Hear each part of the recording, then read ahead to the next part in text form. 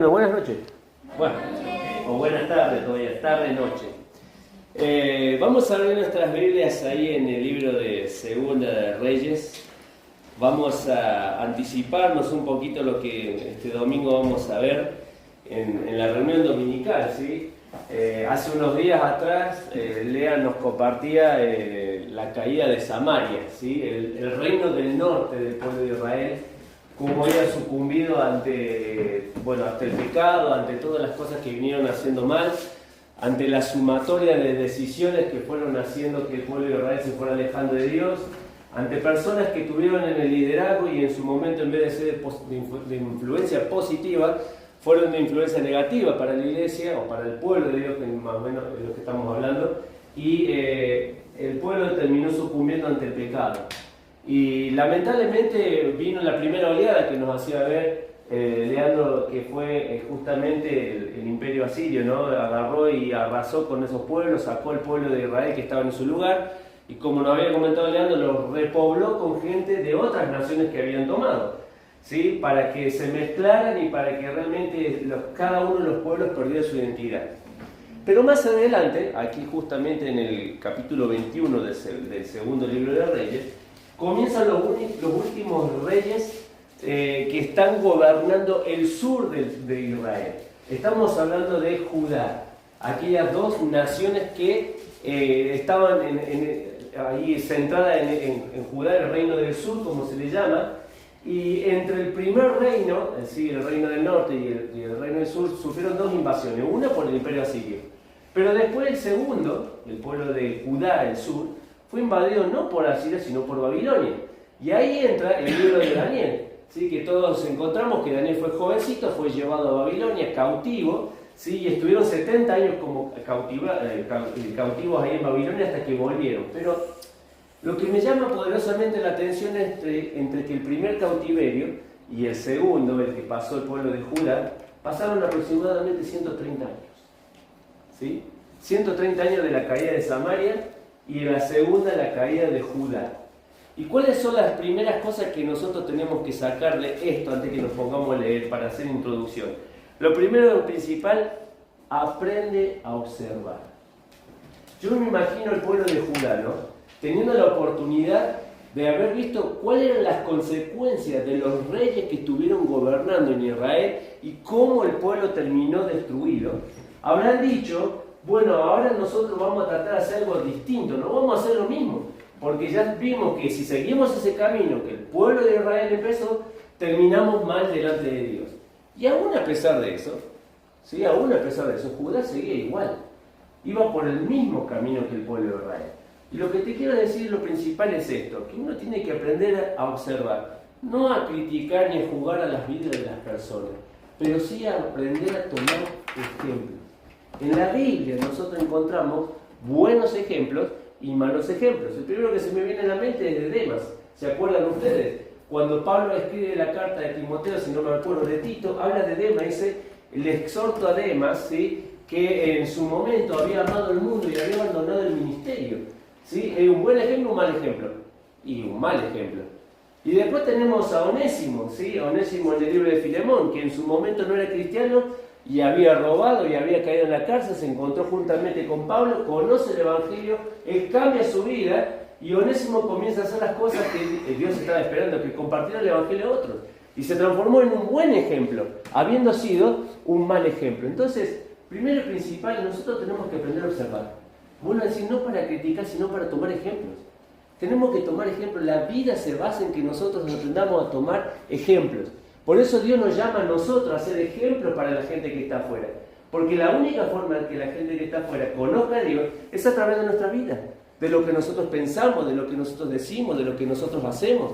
Entonces la gente nos está observando a nosotros. Entonces, primera de las cosas, aprende a observar. Segunda de las cosas, no esperes hasta último momento para cambiar. Muchas veces dice la palabra de Dios que Dios le habló al pueblo de Israel cambiar. Y no hacían caso. Le envió otro profeta, cambiar, y no hacían caso. Envió otro profeta, cambiar, volver a los caminos del Señor, y esperaban, y esperaban, y esperaban hasta el momento que la paciencia del Señor se acaba. ¿Sí? Y Dios dice que es un Dios de paciencia. y que su paciencia, dice la palabra que utiliza en el original, es que largura de ánimo. Él no se cansa como nosotros rápido. ¿Sí? El otro día, a veces, uno se pone a escuchar a los compañeros de fin de año, ¿no? Que todo nos pasa, ¿no? Y ya estamos cansados con las cosas de fin de año, las muchas actividades, o con las cosas que pasan en la escuela, los informes, las cosas que hay que llevar. Y todos estamos cansados y llega un momento que nuestro ánimo se cansa y no estamos del mismo ánimo. Ya andamos con cara larga, ya no vemos la hora que terminen las cosas. A algunos les cuesta levantarse en la mañana, a otros también les cuesta levantarse en la mañana. Entonces estamos con el ánimo, con mecha corta, como decimos. Dios no es así. Dios es paciente y es misericordioso. Y es más, Pedro dice que él todavía no ha venido a buscar a su iglesia y no ha venido a ponerle el punto final al mundo porque está esperando que toda la gente proceda al arrepentimiento. Mirá si no es paciente Dios. Mirá si no es paciente Dios con las personas. Pero con el pueblo de Israel había llegado a su límite de tantas cosas que habían hecho. Ahora le tocaba a Judá. Y Judá, justamente uno de los últimos reyes que tiene, que son 3 los que vamos a ver, hoy vamos a ver uno, el resto lo vamos a tratar de ver el domingo, es Manasés. ¿Sí? Que lo encontramos ahí en el capítulo 21 de Segunda de Reyes. Y yo le había puesto este primer punto para que nosotros podamos entenderlo, es aprovecha la oportunidad. ¿Sí? Aprovecha la oportunidad. Dios nos da oportunidades a cada uno de nosotros. Y esas oportunidades a veces las tenemos que aprovechar. Porque es en el momento que Dios está haciendo las cosas. Es como una vez pusimos el ejemplo. Si yo tuviera que surfear, ¿sí? No me puedo lanzar a tirarme al mar y decir, bueno, voy a surfear. Tengo que esperar que la ola se produzca para que yo pueda surcar esa ola y subirme arriba. Pero yo no produzco el movimiento del mar. No lo hago yo. Tengo que esperar que la oportunidad, el momento justo para subirme arriba, para que pueda cumplir realmente con ese sueño de decir, quiero surcar las olas. Lo mismo le pasó a Manasés. Fíjate lo que dice el versículo 1. De 12 años era Manasés cuando comenzó a reinar, y reinó en Jerusalén 52 años. ¿Sí? Toda una generación con un jovencito de 12 años que entró al reino. Francina, ¿cuánto tenés? 11. O sea que un año más grande que vos. ¿Vos cuánto tenés? 11. ¿Segura? Sí. Ah, bien. Tenés 11. O sea, un añito más grande que ustedes. Entró a ser como un rey. Elegido como un rey. Llegó por unas cuestiones medias raras ahí que habría que leer el capítulo anterior, pero no vamos a entrar porque si no nos vamos diciendo más. 12 años estuvo. Y dice que reinó 52 años. Versículo 2. E hizo lo malo ante los ojos de Jehová según las abominaciones de las naciones que Jehová había echado de delante de los hijos de Israel, porque volvió a edificar los lugares altos que Ezequías su padre había derribado, levantó altares a Baal, hizo una imagen de acera, como había hecho Acab el rey de Israel. Fíjense en ustedes, está cometiendo el mismo error de ¿quién? Del pueblo de Israel. Acab era un rey de Israel, ¿sí? Podía haber mirado el ejemplo de Acab y dice, no, ya mirá dónde terminó Israel, no voy a hacer lo mismo. Y sin embargo estaba haciendo lo mismo. Dice acá que había hecho el rey de Acab y adoró a todo el ejército de los cielos y rindió culto a aquellas cosas. Asimismo, dice, edificó altares en la casa de Jehová, la cual Jehová había dicho, yo pondré mi nombre en Jerusalén. Y edificó altares para todos los ejércitos de los cielos, 2 atrios en la casa de Jehová, y pasó sus hijos por fuego. Creo que esto es lo más grave de todas las cosas. Y se dio a observar los tiempos, y fue agorero, e instituyó a encantadores y adivinos, multiplicando así el hacer lo malo ante los ojos de Jehová para provocarlo a ira. Y puso una imagen de acera que él había hecho en la casa de la cual Jehová había dicho a David y a Salomón su hijo, yo pondré mi nombre para siempre en esta casa, en Jerusalén, en la cual escogí de todas las tribus de Israel. Y no volveré a hacer que el pie de Israel sea movido de su tierra, que le di a sus padres, con tal de que guarden y hagan conforme a todas las cosas que yo le he mandado y conforme a toda la ley que mi siervo Moisés le mandó.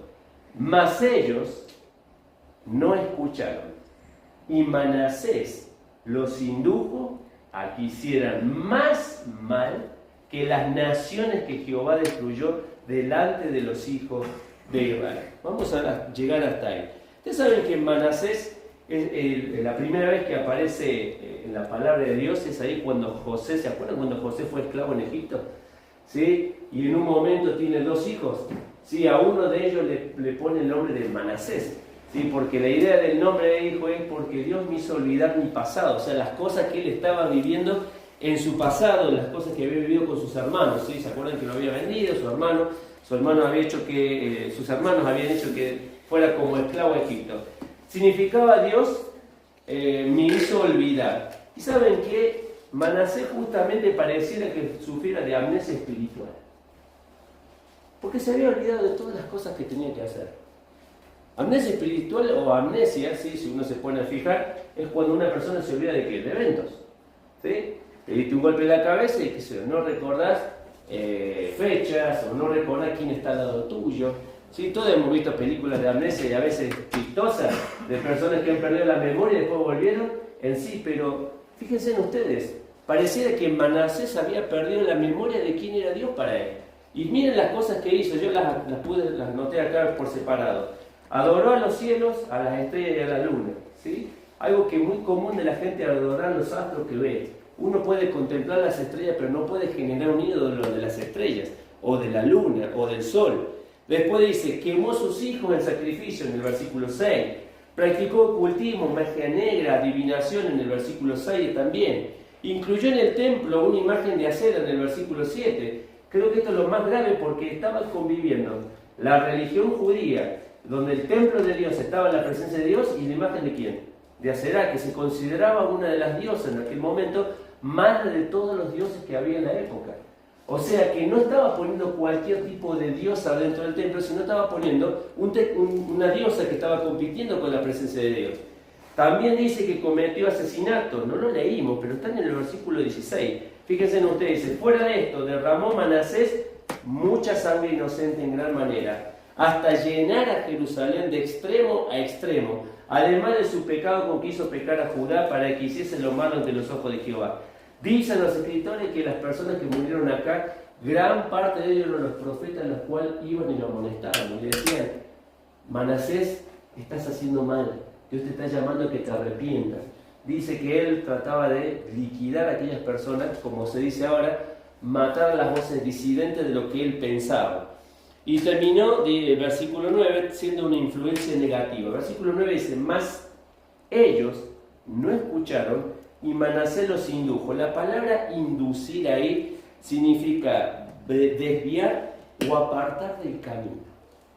Fíjense en ustedes la oportunidad que tuvo Manasés de ser una influencia positiva a toda una generación que estaba esperando que su rey los guiara, así como David hizo en su momento, que tenía esa visión de decir, hagamos el templo de Dios.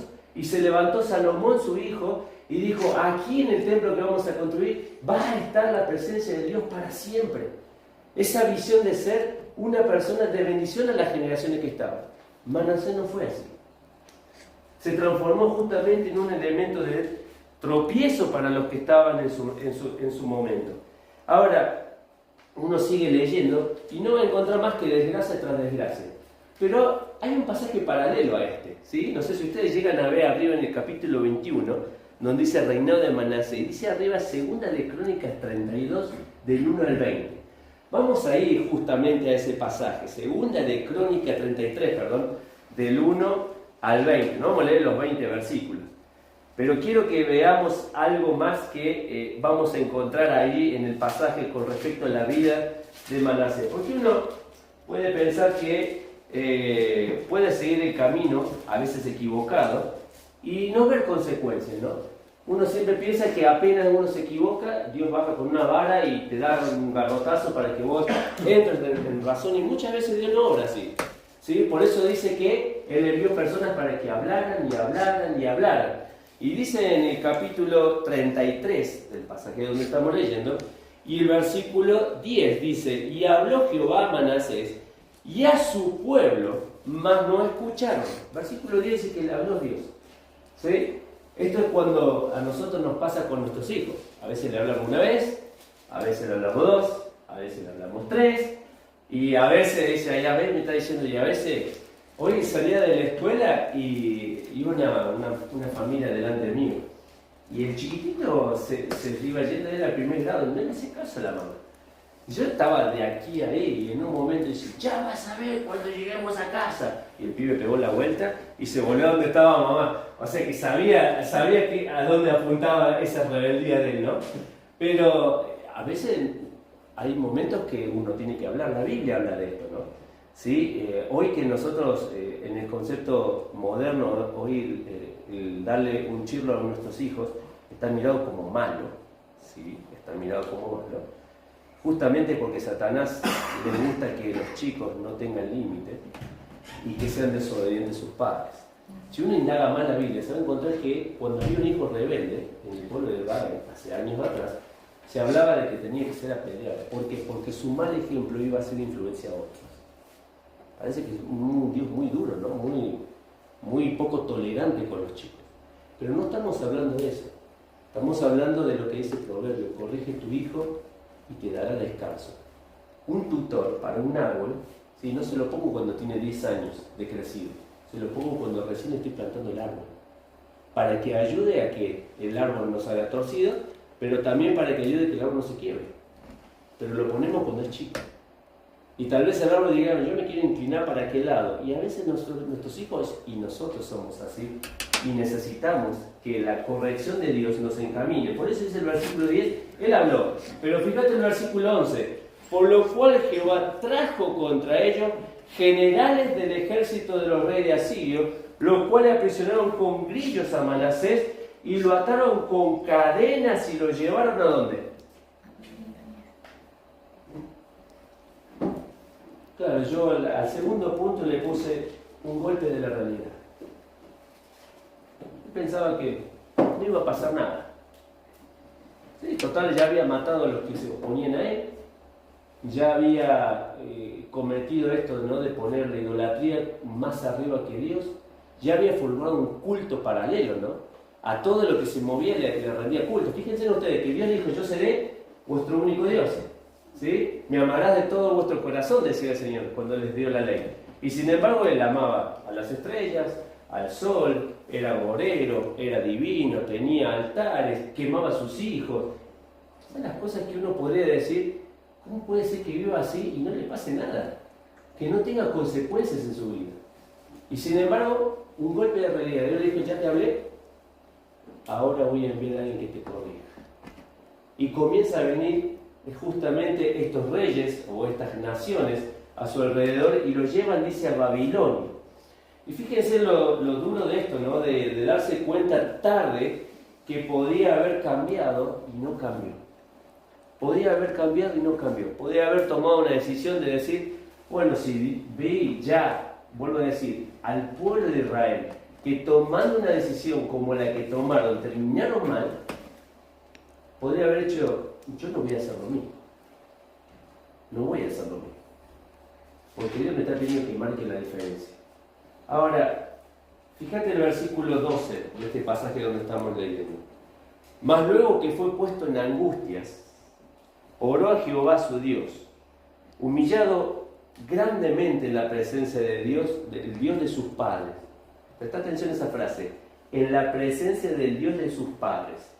Y habiendo orado él, fue atendido, pues Dios oyó su oración y lo restauró a Jerusalén a su reino.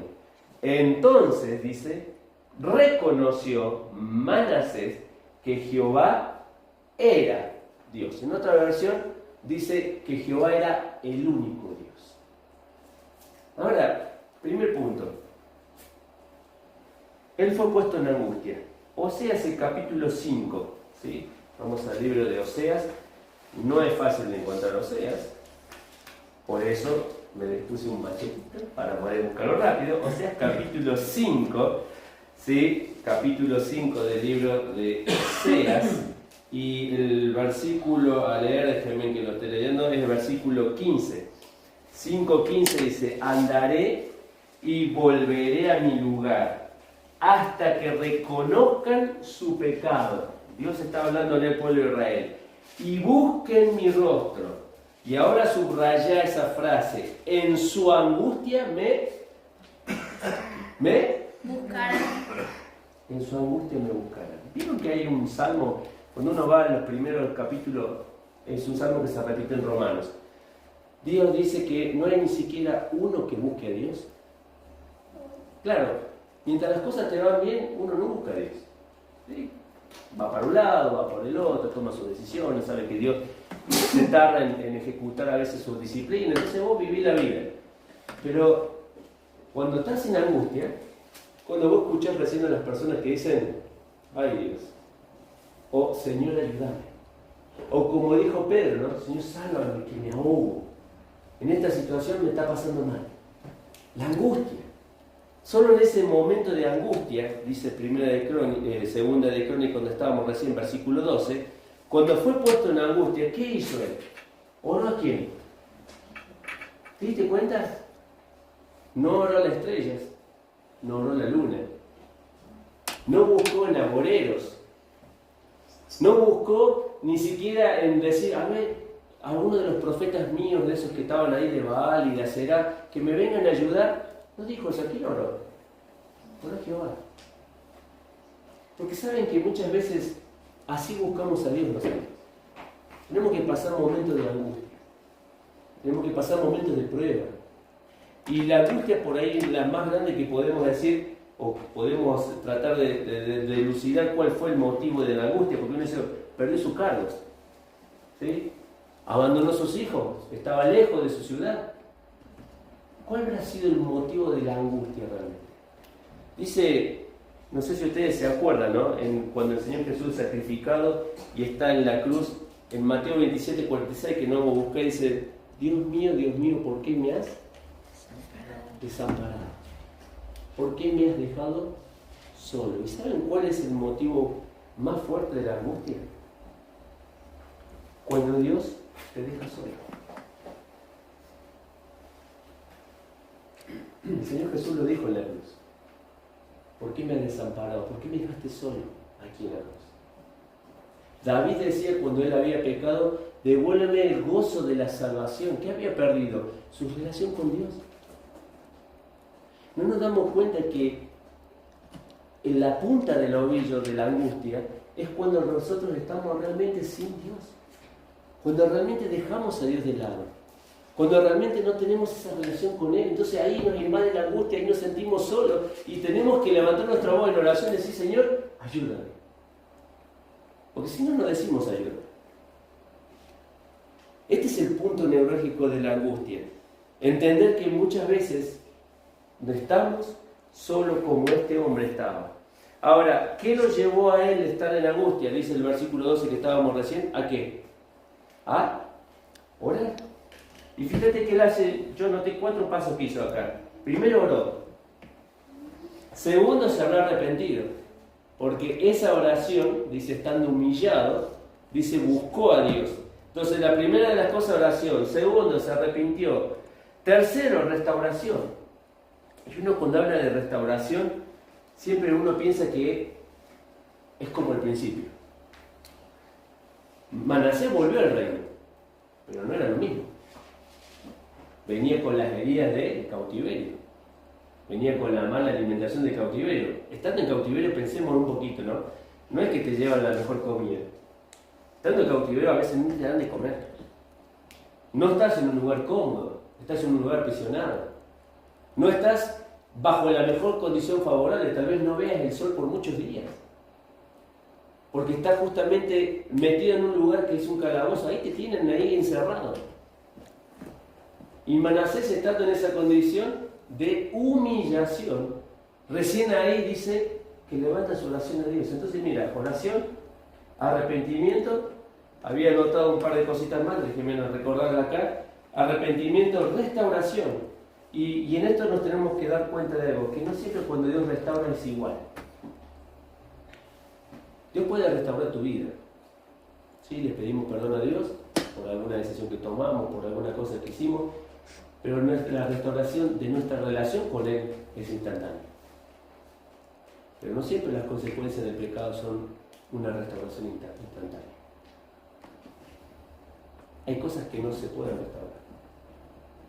Hay cosas que ya no puedo volver atrás. ¿Y cómo hago para vivir? ¿Cómo hago para seguir adelante? Bueno, mira lo que terminó haciendo este hombre. Dice ahí en el versículo 13, y habiendo orado él, y fue atendido, pues Dios oyó su oración y lo restauró a Jerusalén, a su reino. Entonces dice, reconoció Manasés que Jehová era Dios. ¿Sabes que ahí la palabra reconocimiento, poseedor, el cuarto punto, no tiene que ver con que vos mires a alguien y decir, como ven un conocido, ¿qué parece por caminar César que va caminando allá? ¿Sí?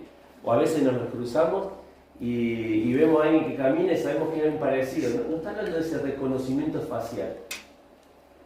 La palabra ahí en el original está hablando de una dedicación de a Dios nuevamente, de darle ese primer lugar. Yo reconozco a Dios, pero ahora mis acciones tienen que reflejar a Dios. Yo no puedo decir que creo en Dios si mi vida está viviendo alejado de lo que Dios espera. Si yo digo que creo en Dios, mi vida tiene que marcar cambios. Mira a continuación del capítulo 33. Después de esto, ¿sí? Ya bien, el versículo 14, después de esto, edificó el muro exterior de la ciudad de David, el occidente de Gión, en el valle, a la entrada de la puerta del pescado, y amuralló Ofel, y elevó el muro muy alto, y puso capitanes de los ejércitos en todas las ciudades fortificadas de Judá. Ahora se acordó que tenían que cuidar al pueblo.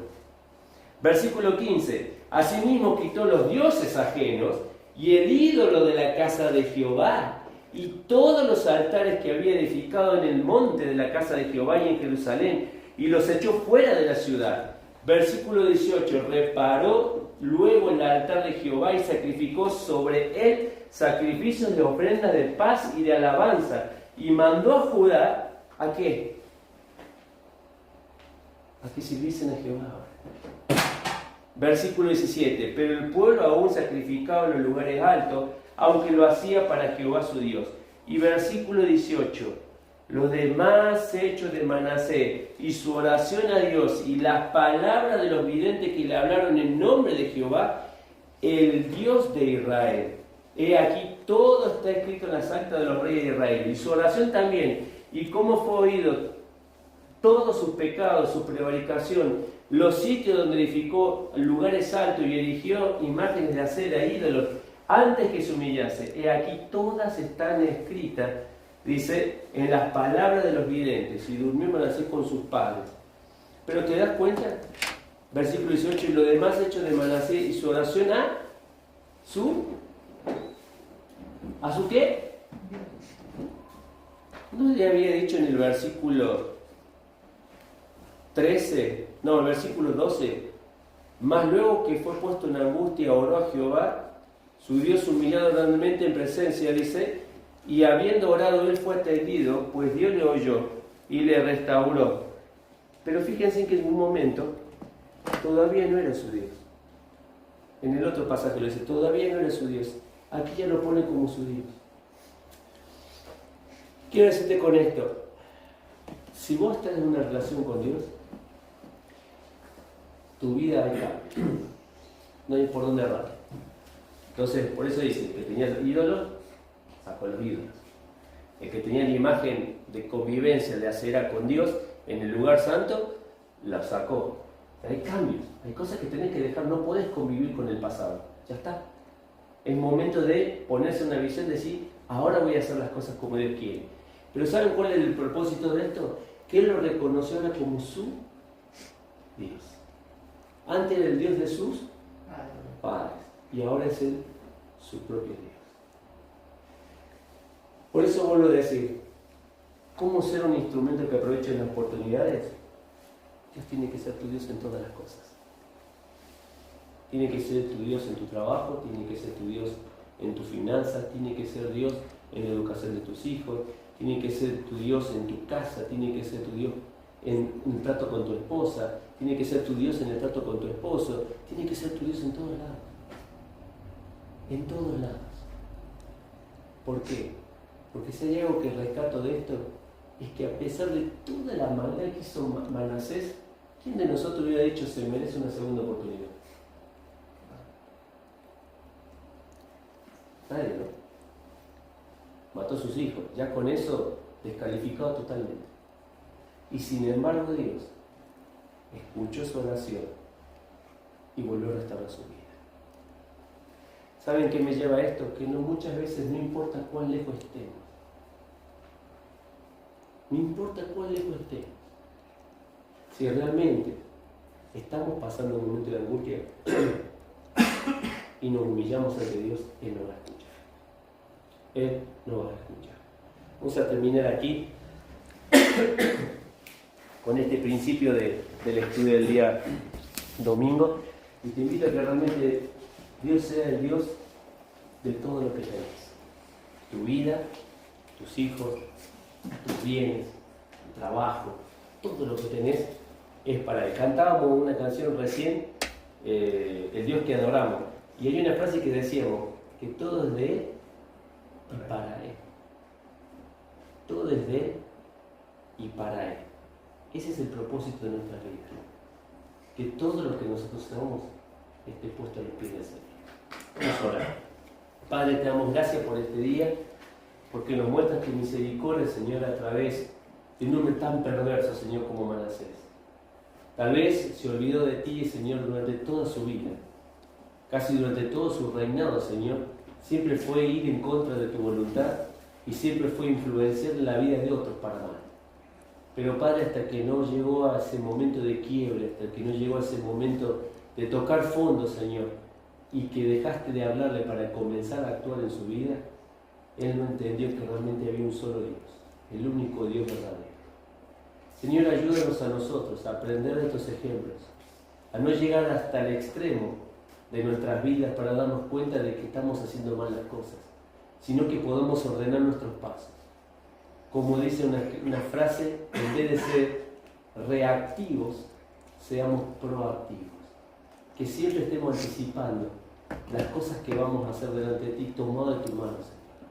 Porque para eso nos has llamado, para ser útiles en este momento y durante esta generación. Bendice, Señor, nuestro regreso a casa. Cuida de nuestros corazones, de nuestras vidas. Cumple, Señor, el deseo de tu voluntad en todo lo que hemos orado esta noche. Algunos demonios cargados, otros adoloridos, otros, Señor, cansados. Pero, Señor, queremos irnos a este lugar, sabiendo que tú eres un Dios de oportunidad. Señor, que bendigas nuestras vidas y nuestros corazones. Oramos pidiéndote tu más rica bendición en el nombre de Cristo Jesús. Amén, Señor.